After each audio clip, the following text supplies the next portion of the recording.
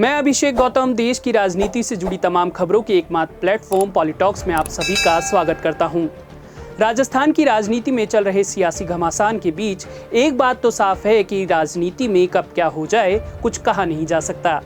ऐसा ही कुछ कहना था राजस्थान के पूर्व पीसीसी चीफ और उप मुख्यमंत्री सचिन पायलट का, जिन्होंने आज से ठीक एक महीने पहले कांग्रेस कार्यालय में पत्रकार वार्ता के दौरान कहा था कि राजनीति में कब क्या हो जाए कुछ कहा नहीं जा सकता। मैं ये कहूँगा कि राजनीति में कब क्या होगा किसी को मालूम नहीं है। मैं ये कहूँगा कि राजनीति में कब क्या होगा किसी को मालूम नहीं है। इसके बाद तो जैसे सचिन पायलट अपनी कही हुई बात को ही सच करने पर तुल गए और अपने 19 बागी विधायकों के साथ मानेसर के एक होटल में कैद हो गए। सचिन पायलट के बागी होने के बाद मुख्यमंत्री अशोक गहलोत लगातार सचिन पायलट पर हमलावर हैं। मुख्यमंत्री अशोक गहलोत ने सचिन पायलट पर आरोप लगाते हुए कहा कि सचिन पायलट बीजेपी के साथ मिलकर सरकार को गिराने का षड्यंत्र रच रहे हैं। सफाई वही दे रहे थे नेता जो कुछ षड्यंत्र में शामिल पार्ट थे। बहुत हिला रहे हो यार। डिप्टी सीएम हो, पीसीसी प्रेसिडेंट हो, वो खुद ही डील करे। अगर मान लो मुझसे मोबाइल नंबर दीजिए, हमें नाम दीजिए, हमें षड्यंत्र में शामिल हो, वो सफाई दे रहे हैं। नहीं, हमारे यहाँ कोई होटल नहीं हो रही थी। अरे तुम तो खुद ही षड्यंत्र में शामिल थे, तुम क्या समझ दे रहे हो?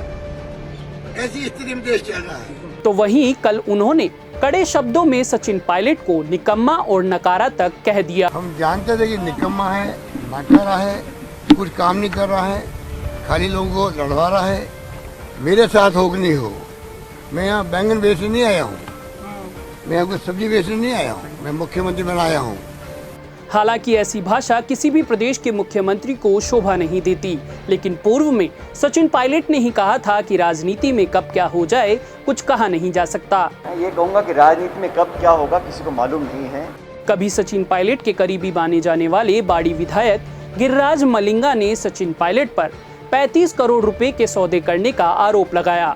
आप भी सुनिए गिरिराज मलिंगा ने क्या कहा। वो सचिन जी से बात हुई, उन्होंने पैसे की मेरे से बात जरूर की थी। मैंने सचिन पायलट ने आपको कहा था कि आप पैसा लीजिए। पैसा लीजिए। कितने पैसों की बात हुई? खूब जिक्के नहीं, जितना चाहिए। कोई अमाउंट खूब। अब तो मुंह खोलो, कितना चाहिए? क्या 35 करोड़ की बात आई थी? बिल्कुल 35 की आई, चिंता मत करो, 35 की रेट है। अशोक गहलोत के बयान के बाद तो बागी विधायकों में खुद को पाक साफ दिखाने की होड़ ही मच गई।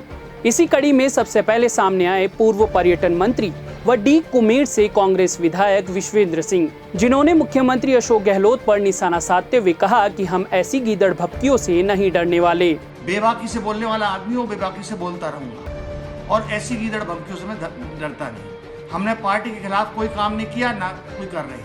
केवल नेतृत्व बदलने की मांग हुई थी और अब भी वही है। विश्वेंद्र सिंह के बाद सामने आए पायलट खेमे के गुड़ामलानी विधायक हेमाराम चौधरी, जिन्होंने मुख्यमंत्री अशोक गहलोत पर निशाना साधते हुए कहा कि मुख्यमंत्री अशोक गहलोत वही पुरानी चाल चल रहे हैं। मुख्यमंत्री अशोक गहलोत को पायलट से माफी मांगनी चाहिए। पूर्व में परशुराम जी मदेरणा, सीपी जोशी और इस बार पायलट, इन तीनों के नेतृत्व में चुनाव लड़ा तो कांग्रेस सत्ता में आई हमेशा, और सत्ता में आने के बाद में हमेशा इनको दरकिनार कर दिया जाता है और अशोक जी मुख्यमंत्री बन जाते हैं। ये इस तरह की हमेशा चाल करते हैं, इसलिए इस प्रकार की चालों से आप बाज आएं और किसी पर भ्रष्टाचार के आरोप लगाने से बाज आएं, क्योंकि कौन भ्रष्ट है कौन नहीं है ये सारी प्रदेश की जनता जानती है। इसलिए मेहरबानी करके आपने जो कुछ वक्तव्य अभी दिया, उस दिन पहले भी दिया, ये बौखलाहट भरा वक्तव्य है। आप मेहरबानी करके राजस्थान की जनता से एक बार माफी मांगें और इस भविष्य में इस प्रकार के वक्तव्य बंद करें। तो देखा आपने, जैसा सचिन पायलट ने ठीक एक महीने पहले कहा था कि राजनीति में कब क्या हो जाए कुछ कहा नहीं जा सकता, और वो इस बात को चरित्रार्थ भी कर रहे हैं। अशोक गहलोत के बयान पर उन्होंने कहा कि मैं उनके इस बयान से दुखी हूं लेकिन हैरान नहीं। सचिन पायलट ने कहा कि मैं दुखी हूं लेकिन मेरे खिलाफ लगाए जा रहे ऐसे बेबुनियाद और जबरदस्त आरोपों के प्राप्त होने पर आश्चर्यचकित नहीं हूं। यह पूरी तरह से मुझे बदनाम करने और राज्य में पार्टी नेतृत्व के खिलाफ विधायक और विधायक के रूप में मेरे द्वारा उठाए गए वैध चिंताओं को रोकने के लिए किया गया है। इस प्रयास का उद्देश्य मुझे बदनाम करना और अपनी विश्वसनीयता पर हमला करना है। मुख्य मुद्दे को संबोधित करने से बचने के लिए इसे पुनर्निर्देशित किया जा रहा है। जिस विधायक ने मुझ पर आरोप लगाए हैं उनके खिलाफ मैं उचित और सख्त से सख्त कानूनी कार्रवाई करूंगा। मुझे यकीन है कि मेरी सार्वजनिक छवि पर आकांक्षाएं पैदा करने के लिए मुझ पर इस तरह के और भी संगीन आरोप लगाए जाएंगे, लेकिन मैं अपने विश्वासों में दृढ़ रहूंगा। देश की तमाम राजनीति से जुड़ी खबरों के लिए जुड़े रहिए पॉलिटॉक्स के साथ। ये है टॉक्स न्यूज नेटवर्क और आप देख रहे हैं पॉलिटॉक्स, राजनीति का कच्चा चिट्ठा।